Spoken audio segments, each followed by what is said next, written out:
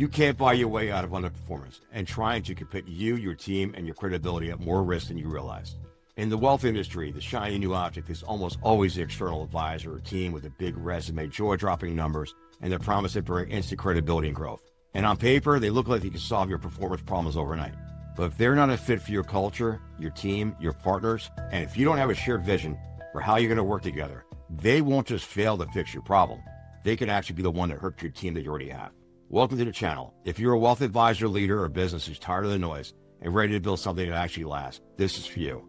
These videos aren't theory. They're built from real execution, real leadership, and real results, pulled from my 23 years as a nationally ranked top advisor, leader, and executive, leading multi-billion-dollar wealth management businesses and teams. In this conversation, I'm going to walk you through why the lure of hiring from the outside is so strong, but yet so dangerous. I'm going to explain how this approach plays out at the firm level, the leader level, and inside your team.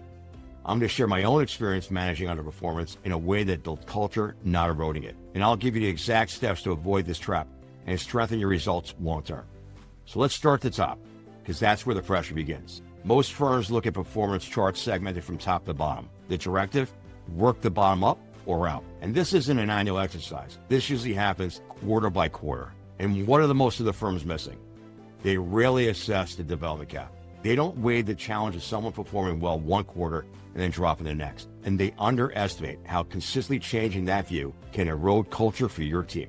And instead, they default to the quick solution: move your underperformers out, bring in external talent, and call it progress. So what's the problem for you? This mindset creates a repeatable pattern for you in the field, one that prioritizes optics over lasting performance.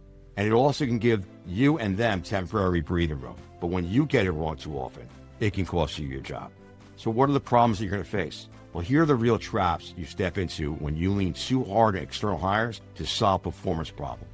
First, you face the pressure and optics of quarterly reviews from above, where the simple act of hiring new talent is often mistaken for real progress, because to those above you, it looks like decisive action, even if you're just swapping one problem for another. And then there's the incentives, where they often reward optics over results. And why do they do this? Because development wins are slower, less visible, and rarely do they ever get credited to the leader. Then there's the deferred accountability.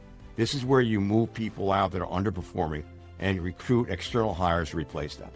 All this does is resets the clock, giving you more time to fix the underperformance than actually fixing what the issues are today. For many leaders, there's also a coaching skill gap. Building top internal talent is harder than signing up a new name, especially if you never had a real development system. And then there's a resume theater and portability myth. Big numbers triggering confirmation bias. But I've seen leaders bet on someone whose production was tied to their old firm's systems, brand, and partners. And once they moved to the new firm, they couldn't replicate it, and their leader was stuck explaining the gap to the firm. Then you have the plug-and-play illusion, assuming the outsider would just fit in without factoring in culture, partner, process, and vision friction. And finally, it's the political cover. If it worked, you're the hero. If it doesn't, trust me, the blame gets shared, or most likely pushed down the chain to you. And as a leader, I had the same problem. And I want to be clear, I wasn't being defiant. I met those expectations. I addressed underperformance, but I didn't let this short-term mindset dictate how I created performance. And I never had an unlimited checkbook. And when I did need to replace and add talent, I had to get it right because I didn't have the resources to get it wrong. I built and maintained high-performing teams by protecting culture as much as performance, investing in development before looking outside, and matching any new hire to the vision and to the team so they strengthen the gap or offset a weakness that could move the market forward faster. There's an unspoken message to the people you've been with that your first solution is to replace them, not develop them. And that erodes loyalty and makes your team feel less like a unit and more like a collection of individuals waiting for the next cut. And here's what I saw over time. The constant up or out model eventually becomes a revolving threat. It loses its impact on the majority of the people and only affects a few. And as I said before, recruiting external talent can be just another delay tactic. Working underperformance out takes time. Bringing in externals resets the clock, buying you more runway before results are expected. But that delay comes at a cost. Accountability for developing the current team gets put down the road.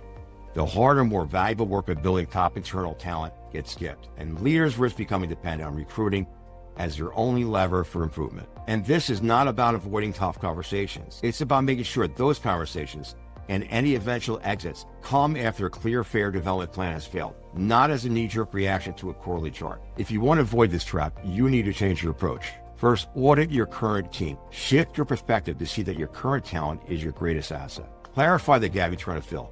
Define the role of a new hire as an accelerant, not a replacement. Hire for elevation, not replacement. Make every new hire a strategic decision to strengthen, not just fill your team. Do a mutual fit check. Ensure there's a shared vision for how you're going to work together. And then finally, integrate with intention. Assign partner relationships, onboarding plans, and mentoring expectations so they blend into, not operate apart from, the team. When you lead this way, the payoff is real. You get clarity of vision. Everybody knows where the team is headed and how they fit into the overall plan. You get strategic fit over quick fix. Every move strengthens the gap, offsets a weakness in service of your bigger market play. Development becomes a default. Your core grows stronger because you invested in it. And recruiting becomes an accelerant, not a crush. You get retention through alignment. Your new hires buy into your vision and will grow deeper roots. And naturally, your culture continues to strengthen. The right hires lift the team around them without breeding resentment. And when you lead this way, you're not just filling seats. You're building a team that compounds in capability, credibility, and culture over time. Strategic hires become accelerants to your vision, not a crush to your career gaps. Your top performers see investment in their growth, and they stay. Your new hires become mentors and cultural drivers. And your market position strengthens because every move you make serves a bigger purpose. That's not just leadership for the quarter. That's leadership that lasts. Every week, I'll dive deeper into the critical moves that help leaders and advisors break through plateaus and lead at the levels they're built for. We cut through the fluff, no hype, no theory, just strategy, psychology, and execution. If this message hits home, make sure you're subscribed and following along. You're in the right place, whether you're leading teams, running a book, or scaling a firm. This is EliteVate. Let's cut through the noise and build something that actually lasts.